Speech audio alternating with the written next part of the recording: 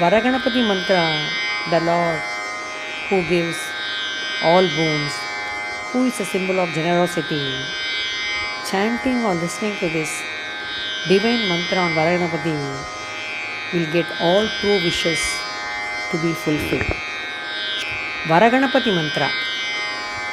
Sindhura bhamibhananam trinayanam hastesha pashankusham bhibranam madhumat kapalamaniṣam swadvindumaulim bhaje पुष्ट्योलिष्टतनुं ध्वजाग्रकरायं पद्मूलसत्स्वास्त्रियां तदोन्यहितपाणिमत्रविलं सत्पात्रो असत्पुष्करं